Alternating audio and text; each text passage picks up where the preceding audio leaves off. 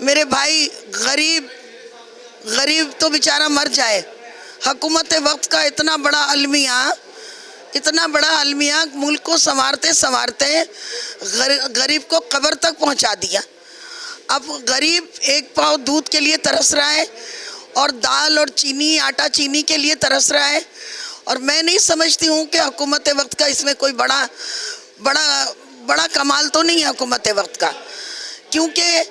غریب اپنی غربت کا رونا تو روتا ہی تھا، اور امیروں سے یہ 4 سال میں نہ نواز شریف سے کچھ لے سکے، نہ دوسری پارٹی والوں سے کچھ لے سکے۔ ابے بھائی میں بتاؤں کہ میرے بھائی خان صاحب، سردار تو بنے ہو تم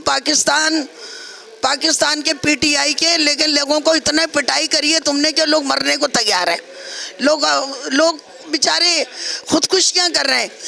اصل میں غریب جو ہے نا، وہ نچلی سطح کا انسان اپنے کھانے پینے کی اشیاء خرد و نوش سے بھی ترس گیا، نہ اپنے بچوں کو اچھی تعلیم دلا سکتا ہے، نہ اپنے بچوں کو وہ اچھا کھانا کھلا سکتا ہے، نہ اس کے لیے برسر روزگار کوئی اچھا روزگار مہیا ہے کہ وہ جا کے کہیں اچھی طریقے سے کہیں اپنی روٹی روزی تلاش کر سکے۔ امیر ترین ہے، غریب تر ہوتا جا رہا ہے۔